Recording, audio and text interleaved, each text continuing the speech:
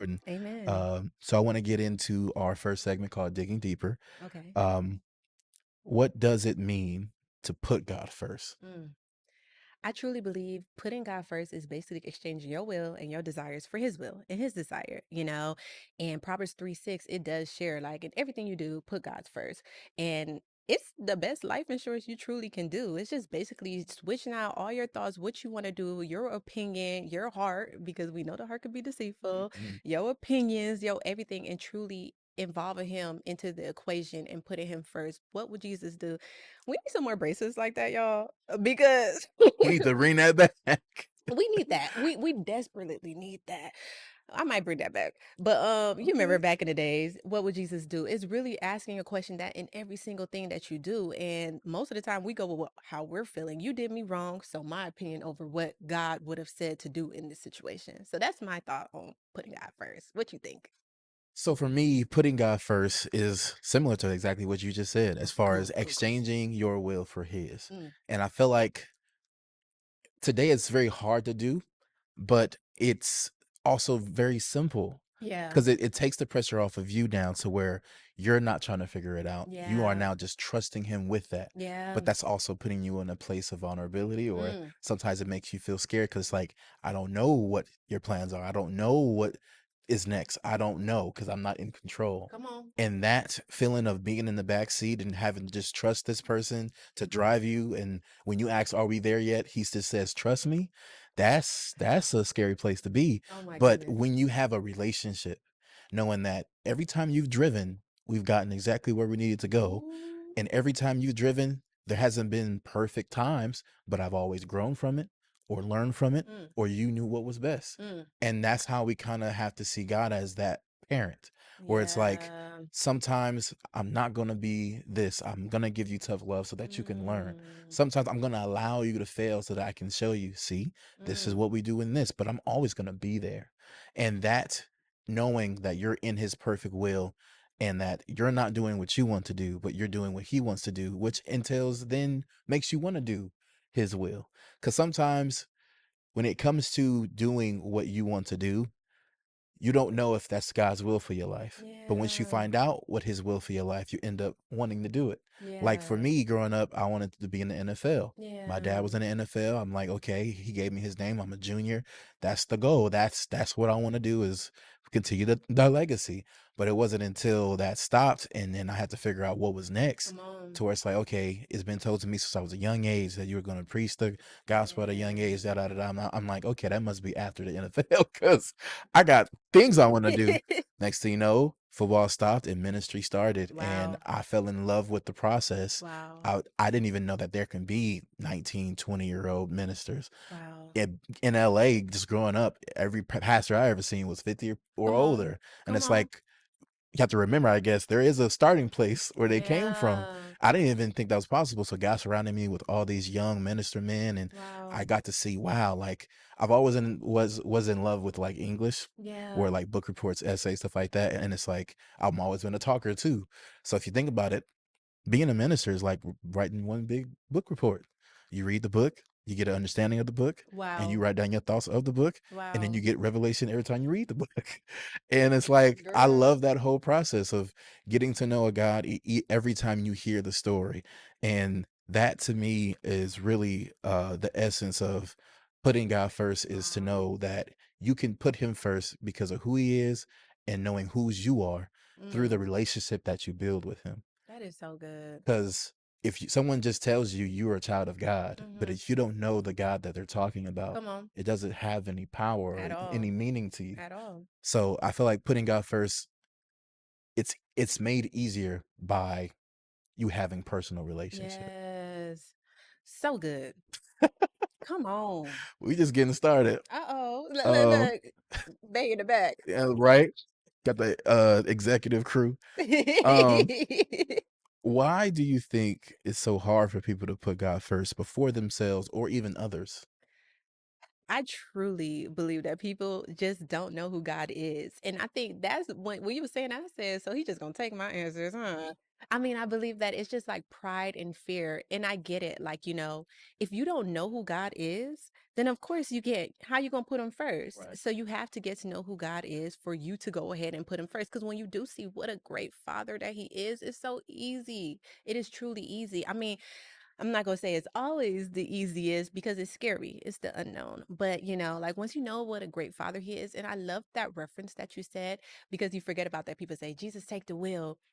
But when you think about it, when you don't have control, if you was in a car and you were not in control, that's very scary, and you may be blessed to be able to see Jesus, every now and then, but we don't see him. So it's just kind of hard to like allow somebody else to steer it and you can't see them. You can only feel him and just believe that he's going to do it. But if he did it once, he's going to do it again.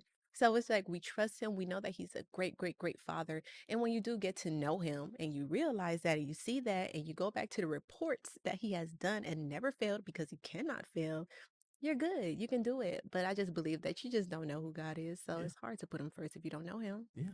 Yeah. Exactly what we just said. And also just to add to that, I also believe that what makes it hard to put God first is because he's a God that is not just sitting in the sky where we can just Mm. look up and see him on his throne at any time. Mm. He's not tangible to us. Mm-hmm. So when it comes to putting him before ourselves, which we know who we are, we're Mm-hmm. here, and even other people that we can see, touch, and feel. Sometimes we put other people before God, and it's Yeah. like, well, I can see their issue, and I can see what's going on here, and I can see my issues, but you're asking me to trust in you, something I can't Yeah. see or touch, and that Yeah. is about increase of faith, where it's Yes. like, okay, if I am believing that you are who you are, it's kind of like that situation where Jesus was at the bottom of the boat asleep, Yeah. but everything else was storming. And Yeah. it's like, why are you tripping knowing that I'm on the boat?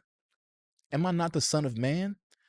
That if we go down, I'm also going down. Mm. But you know that that's not going to happen to me because of who I am. Mm. So because I'm with you on this boat, you should have no fear at all. Mm. Why are you worried about this storm when I am right here?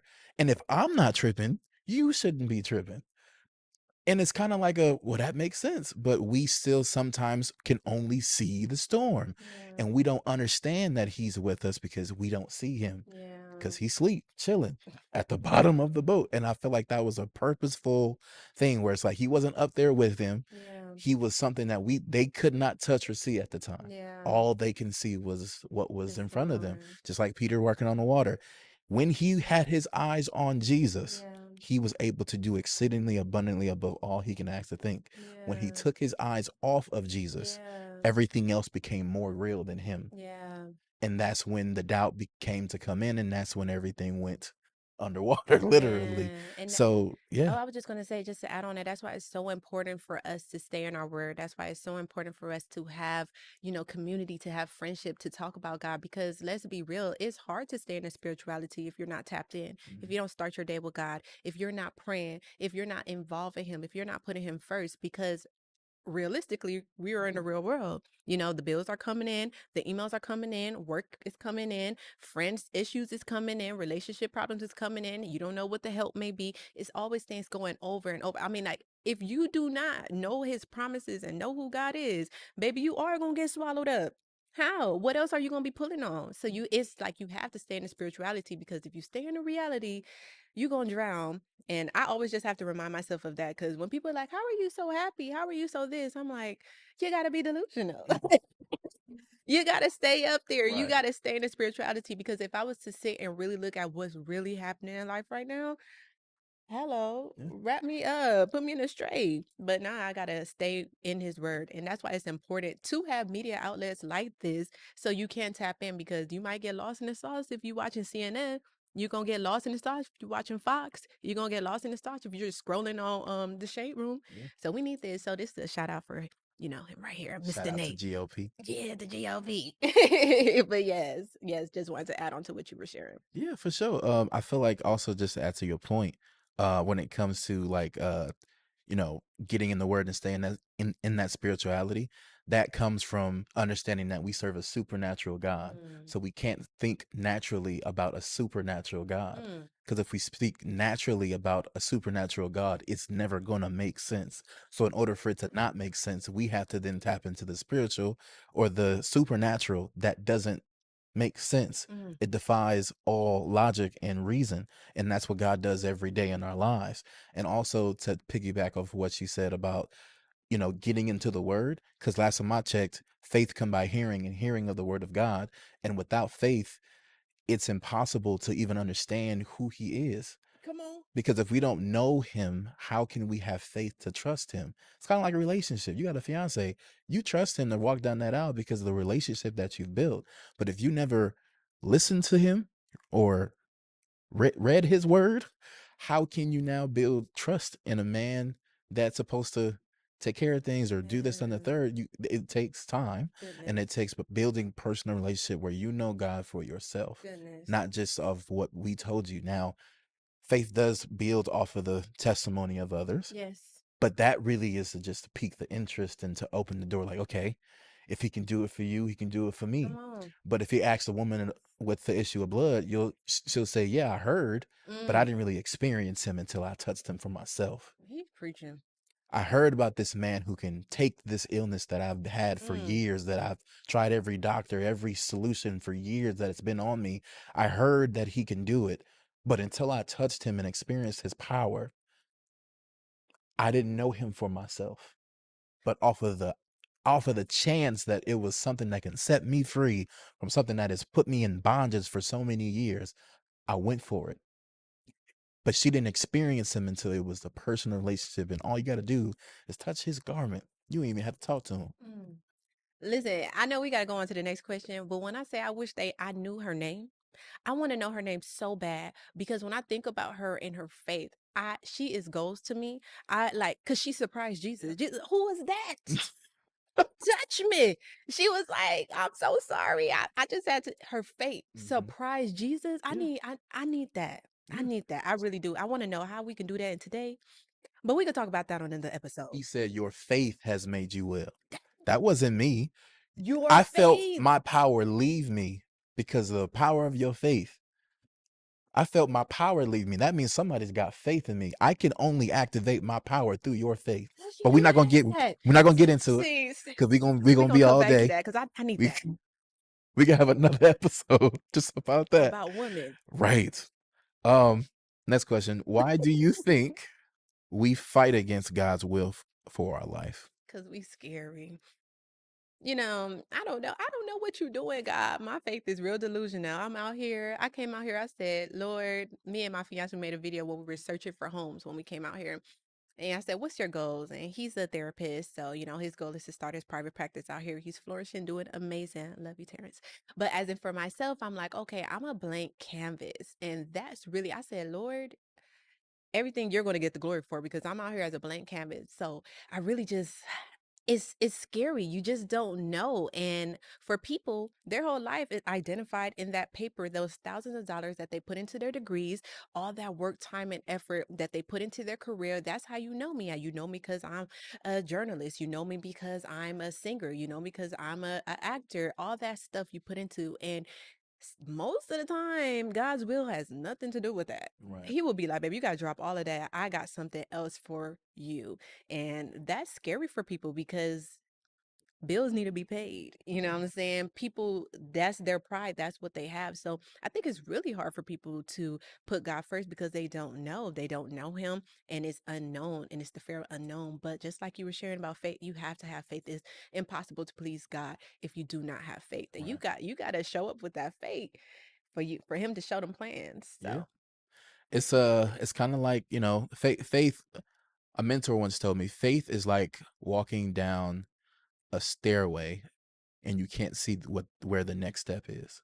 ooh, It's like you're going down to the basement, it's dark, and you just feeling out each step, but you don't know when it's gonna stop. You don't know anything. All you know is that you just gotta keep moving forward. that is And I was like, good. wow, that's a scary place to be. But then imagine if you just had the faith to just run down the stairway or whatever it might be. But just to add to your point also, I feel like what makes it hard for people to be able to take his will is the surrenderance part, saying, I my life is not my own. Oh yeah. To you I belong. I Come give on. myself away to you. Mm. Means I'm not in control of what I do or when I do it.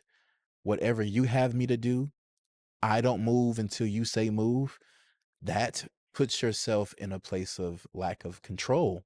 And that's scary. And that can be, it takes a lot of trust, which you can't have trust without faith. Come on. So, in order to get to that place of trusting Him, that takes experience and that Yeah. takes faith. And sometimes we don't feel comfortable thinking of somebody else in control of our Yeah. life. But that's what giving God a true yes is Yeah. saying yes to your will and yes to your way, because Yeah. you are the way, the truth, and the life. I'm Yeah. only here to fulfill purpose. Jesus was only on this earth to fulfill purpose. He Yeah. didn't put he didn't fulfill potential. Yeah. His potential, if he lived to 90 years old, could have been Mhm. way more impact. Look what he did with just 30. 30 some Yeah, years. 33. He had the potential to do great things, but Yeah. no, it's not about your potential. It's about why are you here? Yeah. And as soon as you're done with that purpose, he calls you home. Mm. But that Mm. purpose is the only reason you are here. Ooh. And what's scary is if you won't fulfill his will, he will have someone else Oh fulfill that yeah. will. Oh yes. Because you have free will, which means you have a choice, just like Adam and Eve. Here are these choices, which I always wanted to know why he put the tree in the garden in the first place. But then I realized if there wasn't another option, Mm. how can we love a Of God that we course. didn't choose? Yeah. In order to choose him, Ooh. you have to have another option to go. Mhm. So either here's the fruit Mhm. or choose me. Mm. Because if there was no fruit, you have no choice. Mhm. Now you're just programmed to love me because you don't have a choice. Yeah. Imagine forcing somebody to love you. That's Period. not real love. But I chose my wife because there's a lot of other choices in the world. And because I chose her out of many, she feels like I love her. Just like your fiance chose you, you feel chosen. You feel loved because you had other options, but you chose me. And that's how God wants to feel. That you had the Yeah. option here, but you keep choosing me every day. And I'm gonna love you because of it. So that's the love that he wants to feel from us.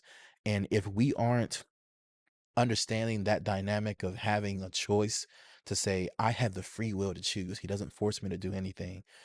So I could choose to do his will or not, but I know that his will still will be done, saith the Lord. Yeah. So if not me, somebody else is going to Period. do what I'm doing. So Mm. either be obedient and fulfill purpose or it gets passed on. But the last time I checked, people without purpose don't stay long on this earth. Ooh. So I'm not that he gonna take you out if you ain't do his purpose, but it's kind of like like he either Right. reassigned you or whatever it might Yeah. be. God is we don't know Yeah. We don't his know. method, but when it comes to that, Man. I'd rather be doing what I'm supposed to do Yes. more so than what I'd rather do, because Yes. doing what I'm supposed to do makes me feel like I'm in His will, and like I said last podcast, my biggest fear in life is being outside of the will of God. Oh my goodness. Because while I'm in it, there's nothing for me to fear. But while I'm out of it, if I'm doing my own thing, if I'm going off my own impulses and desires, that leads to me being able to be vulnerable to a whole bunch of things. Goodness. Also, what I said last podcast, it's kind of like when your mom says, don't talk to strangers, Yeah. be home by the street lights, Yeah. make sure you do this, that, and the Yeah. third. Don't take any drinks from people you didn't see them pour it, or Yeah. don't smoke this if somebody just says do that, or Yeah. watch yourself. That's the Precautions. word of your mother. Yeah. If you follow her word, you are safer. But imagine Yeah. if you did talk to strangers, do these things out past the streetlights or whatever you might have Yeah. be, you put yourself in Oh, danger. Like yes. while you're in it, it doesn't mean that danger won't come your way, but at Yes. least it's what a God allowed to happen to you. Yeah. But while you're out of his will, it's like I can't cover you if you aren't here. Like Yeah. if you run away from home, I don't know where you are. Now Yeah. I'm gonna still be there in your time of need, but like even with a certain family member that I had, she was Mhm. completely outside the will of God for Mhm. years. God was still with her. Of God course. God still saved her from car accidents and having a bunch of STDs and a whole bunch of other stuff. But it's Yeah. like You're still out of You my could avoid will. it, You could have yeah. avoided a lot of self-inflicted things Goodness. compared to me sending things your way, and I know what you can handle. Oh my You know goodness. what I mean? So it's kind of like being able to rest in that. I And I love, think, if I could piggyback go off of what ahead. you were gonna say, I love how you said like one of your biggest fears being outside of his will. And like one of my biggest fear is him not recognizing me when he sees me.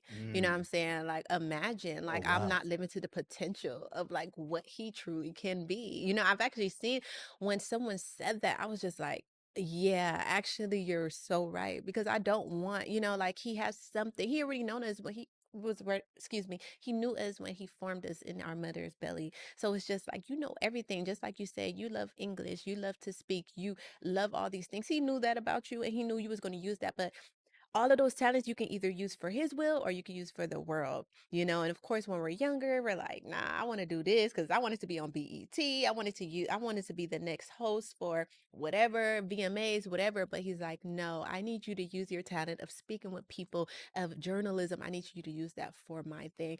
And it's just like, yeah, you're so right, because with him and his blessing it's going to be way better than what I could ever do. With him there's without sorrow, and I don't need all that drama. I don't need all of that.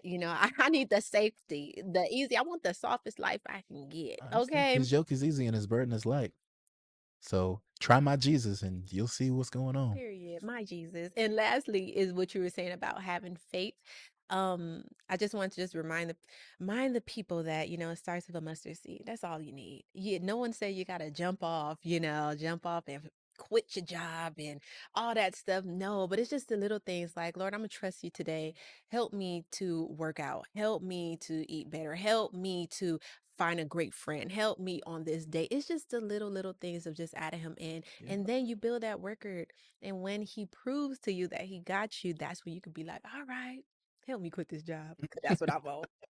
But Lord, Yeah. on your time, on your time. Going from one level of faith to the next, Glory to glory. you'll eventually reach a place of having crazy faith.